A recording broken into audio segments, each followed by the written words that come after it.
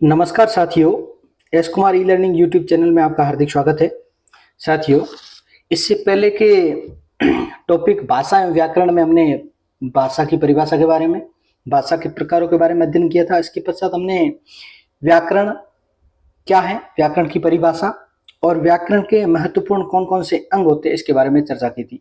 साथियों, व्याकरण के जो अंग थे वो 3 बताए थे: वाक्य विचार, शब्द विचार और वर्ण विचार। इसमें पहला और महत्वपूर्ण टॉपिक है वर्ण विचार, जिसके बारे में आज अपन इस कक्षा में चर्चा करते हैं। साथियों, यदि आपने अभी तक हमारे चैनल को सब्सक्राइब नहीं किया है तो जल्द से जल्द सब्सक्राइब करें, जिससे कि आने वाले वीडियोस के नोटिफिकेशन आपको प्राप्त होते रहें। साथियों, आज हमने एक अच्छा टॉपिक लिया है जिसका नाम है वर्ण विचार। वर्ण विचार में सबसे पहले बात करते हैं वर्ण की परिभाषा की कि वर्ण किसे कहते हैं। विद्यार्थियों, तो वर्ण की परिभाषा है कि भाषा की वह छोटी से छोटी लिखित इकाई, भाषा की वह छोटी से छोटी लिखित इकाई जिसके और टुकड़े नहीं किए जा सकते, जिसके और टुकड़े नहीं किए जा सकते, वर्ण कहलाती है। जैसे एक शब्द है जल। शब्द क्या है? जल। यदि हम इस जल शब्द के टुकड़े करना चाहें तो वे होंगे ज हलंत धन अ, ल हलंत धन अ। यदि हम इन ज हलंत धन अ, ल हलंत धन अ वर्णों के भी टुकड़े करना चाहे तो यह संभव नहीं है।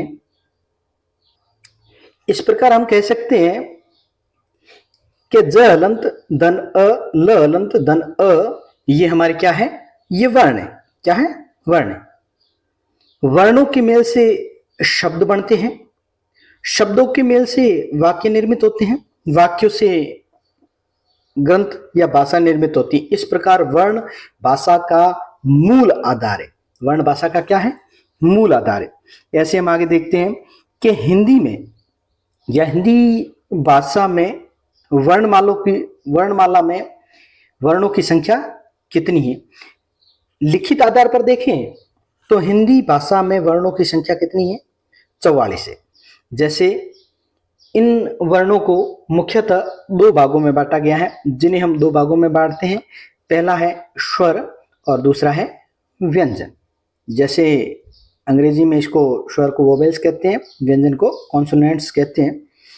साथियों, आगे बात करते हैं हम स्वरों को मुख्यतः 2 भागों में बांटा, स्वर और व्यंजन। सबसे पहले स्वर की बात करते हैं कि स्वर ऐसी ध्वनियां हैं जिनका उच्चारण करने में अन्य किसी ध्वनि की सहायता की आवश्यकता नहीं होती या अन्य किसी ध्वनि की सहायता नहीं लेनी पड़ती। इन्हें हम क्या कहते हैं? इन्हें हम स्वर कहते हैं। स्वर, हिंदी भाषा में स्वरों की संख्या कितनी है? 11 है। कितनी है? 11। ये स्वर हमारे हैं अ, आ, ई, उ, ए, ऐ, ओ, औ और री। ये संख्या में कितनी है? 11 है। इन स्वरों को भी मोटे रूप से 2 भागों में विभाजित किया गया है। स्वरों के भी वापस मोटे रूप से 2 भेद किए गए हैं। स्वरों के भेद कौन कौन से हैं? एक ह्रस्व स्वर, जिन्हें मूल स्वर भी कहते हैं, और दूसरा है दीर्घ स्वर। हम देखते हैं ह्रस्व स्वर कौन से स्वर हैं? जिन स्वरों के उच्चारण में अपेक्षाकृत कम समय लगता है, जिनको उच्चारित करने में बहुत कम टाइम लगता है, वे स्वर ह्रस्व स्वर कहलाते हैं। इन्हें मूल स्वर भी कहते हैं। ये संख्या में 4 होते हैं। कितने होते हैं? 4 होते हैं। अ, ई, उ और री। ऐसे ही हम दूसरे स्वर की बात करें तो दूसरा स्वर का प्रकार है दीर्घ स्वर। जिन स्वरों के उच्चारण में मूल स्वरों से अपेक्षाकृत दुगुना समय लगता है, ये दीर्घ स्वर कहलाते हैं। और ये संख्या में कितने होते हैं? 7 होते हैं। ये स्वर है आ, ई, उ, ए, ऐ, ओ और औ। साथियों, औ। अभी तक हमने वर्ण विचार में वर्ण की परिभाषा देखी। एक शब्द लिया था जल, जल को विभाजित किया, उसके खंड किए, ज अलंत धन अ, ल अलंत धन अ, ये हमारे वर्ण थे। इसके बाद में हमने देखा कि हिंदी वर्णमाला में वर्णों की लेखन के आधार पर देखें तो वर्णों की संख्या 44 है, जिसमें हमने 11 स्वरों के बारे में बात की। स्वरों के भी दो भेद किए, मूल स्वर या ह्रस्व स्वर जो संख्या में 4 थे। इसके पश्चात हमने बात की दीर्घ स्वरों की। वे स्वर जिनके उच्चारण में मूल स्वरों से अपेक्षाकृत दुगुना समय लगता है, वे दीर्घ स्वर थे। दीर्घ स्वर संख्या में 7 थे। इसके पश्चात हम बात करते हैं स्वरों की मात्रा की। साथियों, मात्रा किसे कहते हैं? किसी स्वर के उच्चारण में लगने वाले समय को मात्रा कहते हैं। किसी स्वर के उच्चारण में लगने वाले समय को हम क्या कहते हैं? मात्रा कहते हैं। ये मात्राएं लेखन के आधार पर कौन कौन सी होती हैं, इसकी हम चर्चा करते हैं। साथियों, स्वर की मात्राओं की चर्चा कर रहे हैं। स्वर में सबसे पहले आता है अ। अ की कोई मात्रा नहीं होती, बल्कि इसको एक सीधी लाइन खींचकर प्रदर्शित किया जाता है, लिखा जाता है। इसके पश्चात आ। आ का मात्रा है ये। इसके पश्चात ई। ई की मात्रा ये है। उ। उ की मात्रा ये रही।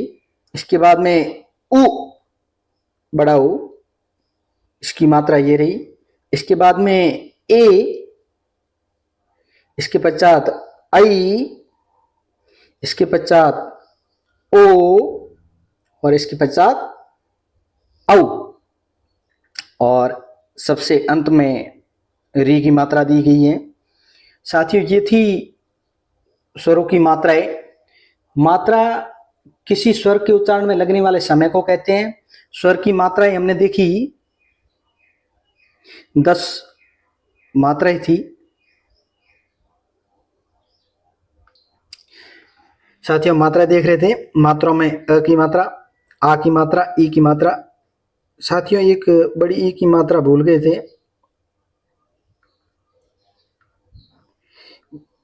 बड़ी ई की मात्रा ये होती है। आगे हम देखते हैं वर्णों का दूसरा प्रकार। वर्णों का दूसरा भेद है व्यंजन। व्यंजन की परिभाषा, कौन कौन से 33 व्यंजन है, इसके बारे में चर्चा करते हैं। सबसे पहले व्यंजन की परिभाषा देखते हैं कि जो ध्वनियां स्वरों की सहायता से बोली जाती हैं या जिसके उच्चारण में स्वरों का सहयोग लेना पड़ता है, वे ध्वनियां व्यंजन कहलाती है। क्या कहलाती है? व्यंजन कहलाती है। जैसे हम देखते हैं, जब हम क बोलते हैं तो इसमें क हलंत धन अ मिला होता है, अ का संयोग रहता है। इस तरह प्रत्येक व्यंजन में अ समाहित रहता है, मिला हुआ रहता है। इस प्रकार हम आगे देखते हैं। ये जो व्यंजन है, व्यंजन किन किन भागों में बांटे गए हैं? मोटे रूप से देखें तो व्यंजन 5 वर्गों में, एक अंतस्थ और ऊष्म व्यंजनों में विभाजित किए गए। हम वर्ण विचार की चर्चा कर रहे थे। वर्ण विचार में स्वर देख लिए, उसके बाद व्यंजन के बारे में बात कर रहे हैं। व्यंजन जो है, इसमें सबसे पहले आते हैं वर्गीय व्यंजन। वर्गीय व्यंजन जो है, ये 5 वर्गों में विभाजित है। 1, 2, 3, 4 और ये 5। ये 5 वर्ग है और प्रत्येक वर्ग में 5 वर्ण है। प्रत्येक वर्ग में कितने वर्ण है? 5 वर्ण है। इस प्रकार हम कह सकते हैं कि वर्गीय व्यंजनों की संख्या कितनी होती है? 25 होती है। कितनी होती है? 25 होती है। तो वर्गीय व्यंजन जो है, यह स्पर्श व्यंजन भी कहलाते हैं। वर्गीय व्यंजन क से लेकर म तक, क से लेकर म तक होते हैं। सबसे पहले हम देखते हैं क वर्ग में कौन कौन से व्यंजन आते हैं। क, ख, ग, घ और ज्ञ। इसके पश्चात च वर्ग, च, छ, ज, झ और ण्य। तीसरा वर्ग है ट वर्ग, ट, ठ, ड, ढ और हण। चौथा वर्ग त वर्ग, त, थ, द, ध और न। इसके पश्चात पांचवा वर्ग प वर्ग, प, फ, ब, भ और म।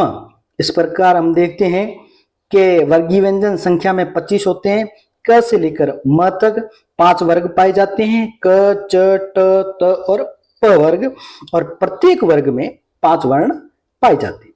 ये जो 5 वर्ण हैं, 5 वर्ग हैं, प्रत्येक वर्ग में 5 वर्ण हैं तथा प्रत्येक वर्ग का अंतिम वर्ण जो है वह नासिक ध्वनि है। कैसी ध्वनि है? नासिक ध्वनि, क्योंकि इसका उच्चारण किससे होता है? नासिका से होता है।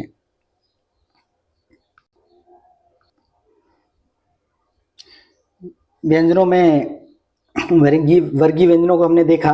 इसके पश्चात वर्गीय व्यंजनों के पश्चात आते हैं अंतस्थ व्यंजन। अंतस्थ व्यंजन संख्या में 4 होते हैं, य, र, ल और व। इसके पश्चात आते हैं ऊष्म व्यंजन। ऊष्म व्यंजन भी संख्या में कितने होते हैं? 4 होते हैं, श, श, स और ह। इनके अतिरिक्त हिंदी वर्णमाला में लेखन के आधार पर संयुक्ताक्षर भी होते हैं। संयुक्ताक्षर भी लेखन के आधार पर कितने होते हैं? वैसे मूल रूप से देखा जाए तो 3 होते हैं, लेकिन 4 संयुक्ताक्षर हिंदी वर्णमाला में पाए जाते हैं। ये संयुक्ताक्षर जो हैं यह किन किन वर्णों से मिलकर बने हैं, क्योंकि ये संयुक्त अक्षर हैं। जैसे देखते हैं, पहला संयुक्ताक्षर क्ष, क और श से मिलकर बनता है, इसका उच्चारण होता है क्ष। इसके बाद में दूसरा संयुक्ताक्षर है त्र, त हलंत धन र से मिलकर त्र बनता है। ऐसे ही एक संयुक्ताक्षर है ज्ञ। इसका उच्चारण तो हम ज्ञ करते हैं, लेकिन यह संयुक्ताक्षर जो है ज हलंत धन ण्य से मिलकर बनता है। इसका उच्चारण होना चाहिए ज्ञ, जबकि इसका उच्चारण हम कैसे करते हैं? ज्ञ से के रूप में करते हैं। ऐसे ही एक चौथा संयुक्ताक्षर होता है जिसे अपन कहते हैं श्र। क्या कहते हैं? श्र। ये श्र जो है श धन र से मिलकर बनता है। साथियों, ये तो हो गई वर्णमाला की चर्चा। साथियों, आगे आने वाली वीडियो में हम वर्णों के उच्चारण स्थान के बारे में बात करेंगे। वर्णों को कौन और किन किन आधारों पर वर्गीकृत किया गया है, जैसे उच्चारण की दृष्टि से वर्ण कौन कौन से होते हैं, स्वर तंत्रियों की स्थिति या कंपन के आधार पर वर्णों का वर्गीकरण करेंगे। साथियों, हमारे वीडियो को अंत तक देखें। यदि अभी तक आपने हमारे चैनल को सब्सक्राइब नहीं किया तो सब्सक्राइब करें, आगे से आगे शेयर करें। धन्यवाद।